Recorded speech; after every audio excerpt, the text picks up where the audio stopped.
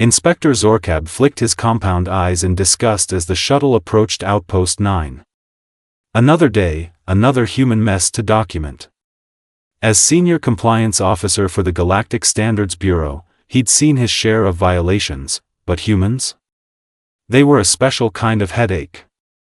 Approaching human-claimed territory, announced the shuttle's navigation system. Outpost 9 permission to dock requested. Zorkab adjusted his uniform, all 6 sleeves perfectly pressed, and prepared his citation pad.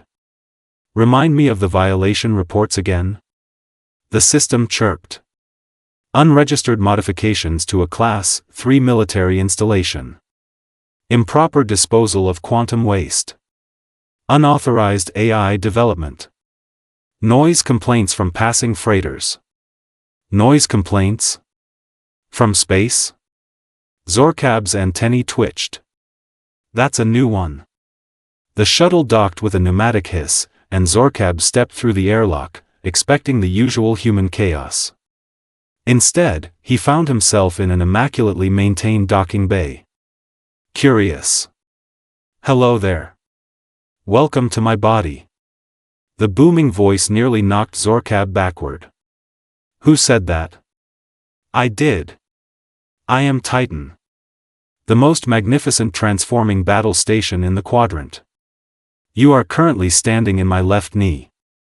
Zorkab looked around. This is a docking bay, not a knee. That's what they all say. But Morgan understands. Morgan believes. Who is Morgan? That would be me. A human female with vibrant blue hair and a jumpsuit covered in food stains sauntered in, munching on something crunchy. Morgan Frost, owner and sole resident of this magnificent pile of junk.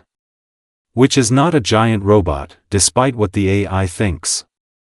I am a giant robot, protested the station's voice. I just haven't transformed yet. My transformation cogs are temporarily offline.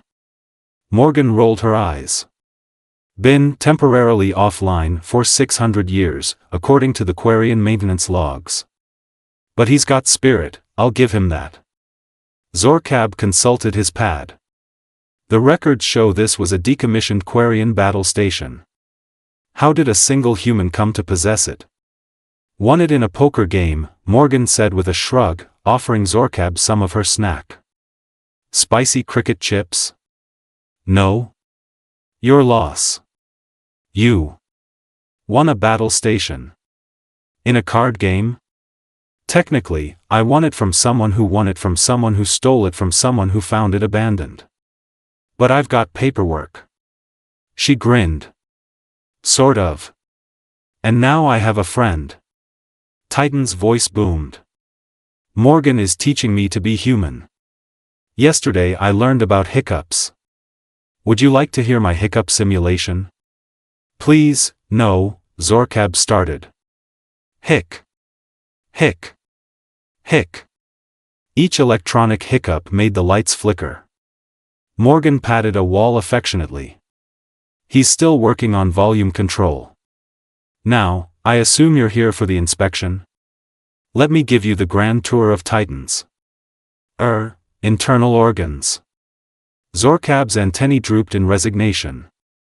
This was going to be a long day, #only one ship. I inherited a space station that thinks it's a giant robot, and it talks to me.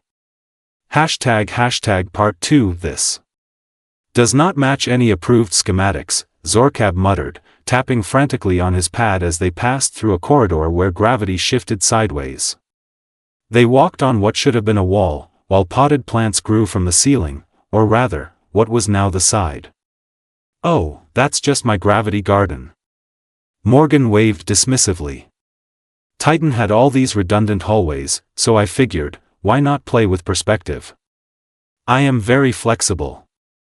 Titan's voice boomed. When I transform, I'll need such adaptability. My robot form will be glorious. Zorkab sighed. You mentioned winning this station in a poker game? Yeah, from a Trilaxian merchant named Bloopy. Well, that's what I called him. Couldn't pronounce his real name. Morgan ducked under a pipe that was spraying a fine rainbow mist. He bet the deed against my vintage Earth motorcycle. Should have folded when he had the chance. And you've been living here. Alone? Zorkab couldn't hide his disbelief. Me and Titan make excellent roommates. Though he does talk in his sleep. I do not sleep. I process. Sometimes I process loudly about crushing my enemies. Morgan patted a blinking console. See? Adorable. Zorkab's exoskeleton practically itched with violations. You've connected the waste recycling to the food synthesizers? Efficient, right? Morgan beamed. Nothing goes to waste on Titan. I am environmentally friendly. Even as a death machine. An alarm suddenly blared, cutting off their conversation.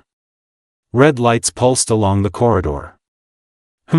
Company, Morgan said, calmly checking her wrist device. Pirates, by the look of it. Drell marauders, probably. Zorkab's compound eyes widened in panic. Pirates? We need to alert Galactic security. A gruff voice crackled over the comm system. Attention Outpost 9. This is Captain Larkon of the Drell Marauders. Surrender your station or be boarded and spaced. Morgan yawned and stretched. Tuesday already? These guys are nothing if not punctual. You cannot board me. I am not a station. I am a mighty transforming robot. Titan announced to the pirates. Though currently in disguise. Zorkab frantically looked for emergency protocols, escape pods, anything. Aren't you concerned? They have a warship. One ship? Morgan snorted. That's cute. She leisurely strolled toward what appeared to be a drink dispenser and poured herself something purple. Want one? It's going to be a show. A puny vessel dares challenge Titan? Ha! Ha! Ha!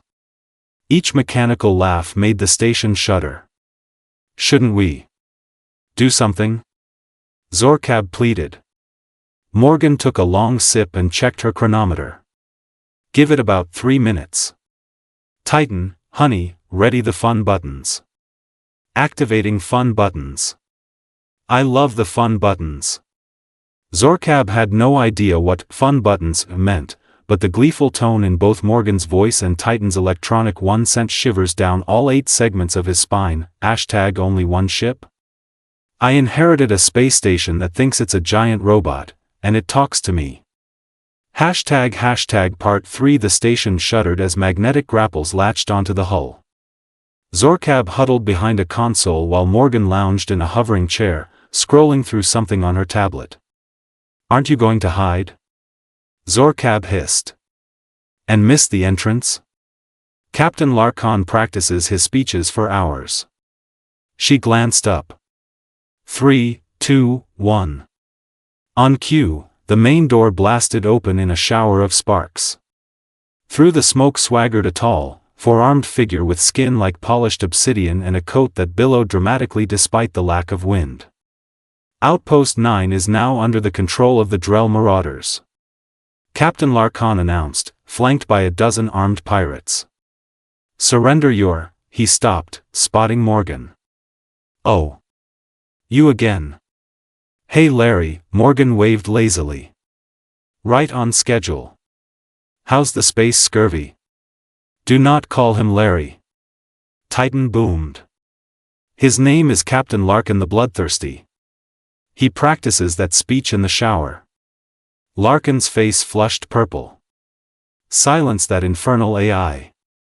And don't call me Larry. I've come for the quantum core this time, Frost. No games.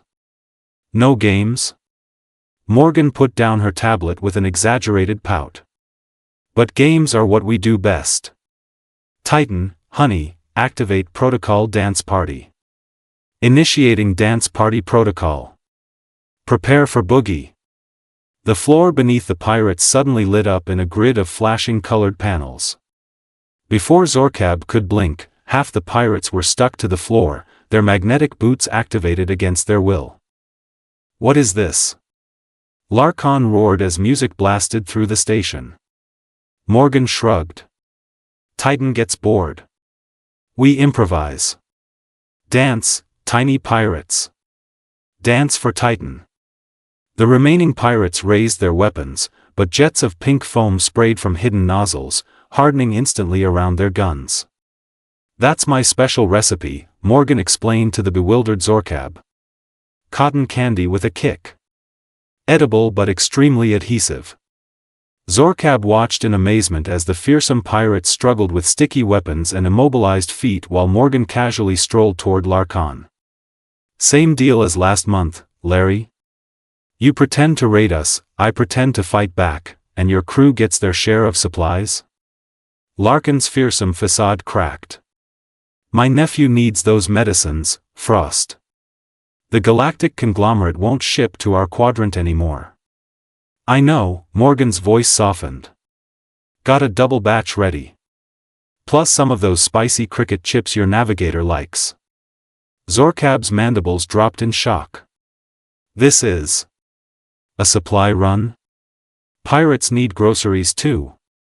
Titan chimed in. "Even enemies of Titan deserve snacks." "It's complicated," Morgan said, handing Larkon a data chip. "The conglomerate abandoned these sectors. Someone's gotta help." As the raid transformed into what appeared to be a well-choreographed supply exchange, Zorkab noticed something even more surprising: Captain Larkin's medical insignia, partially hidden under his coat. Not a pirate captain at all, but a doctor. #only one ship? I inherited a space station that thinks it's a giant robot, and it talks to me. Part 4 hours later, after the pirates had departed with their supplies, Zorkab found himself completing his inspection with considerably less enthusiasm for finding violations. "So you're running a humanitarian outpost disguised as a pirate-plagued station?" he asked, watching Morgan adjust settings on a console. "Keeps the bureaucrats away," she replied with a wink. "No offense. But I could crush bureaucrats if needed," Titan helpfully added. Morgan patted a panel affectionately. "The thing is, Inspector, when species like the Quarians abandon their tech, they don't think about what happens next. Humans? We see potential. We repurpose." Zorkab looked down at his citation pad, still empty. "Your recycling systems are unorthodox but super efficient," Morgan finished. "And my gravity gardens grow food varieties thought impossible in artificial environments. We're feeding 3 systems from this station. I help feed the hungry. I am a hero robot." Zorkab sighed. "About that robot fixation, actually," Morgan interrupted, suddenly serious. "There's something you should see before you file your report." She tapped a complex sequence into her wrist device. "Titan, honey, show time." Finally.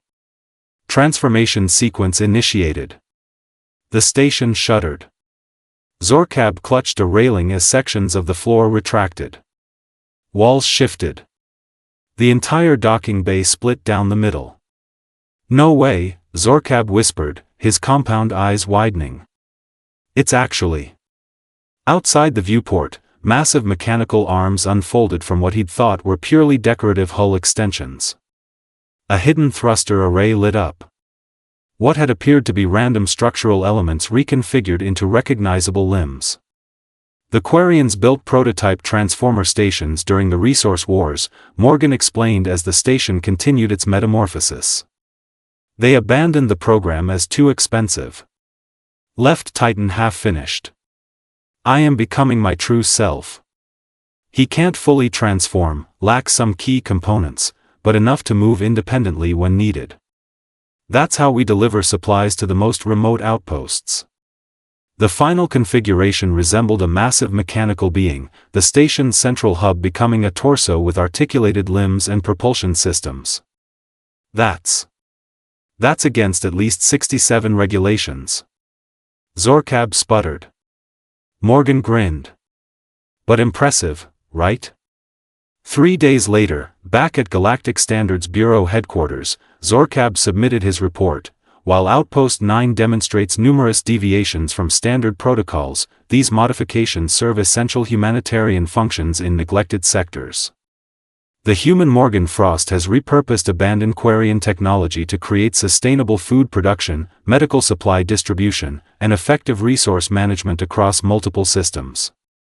He hesitated before adding the final line: recommend approval with special dispensation for continued operation, with annual inspections to document innovative solutions for potential implementation elsewhere. Humans remain chaotic, but in this case, impressively so. As he submitted the report, Zorkab found himself smiling. His desk communicator pinged with a message from an unknown source: Zorkab is friend of Titan. Visit again soon. I will prepare robot dance in your honor. Some violations, Zorkab decided, were worth overlooking.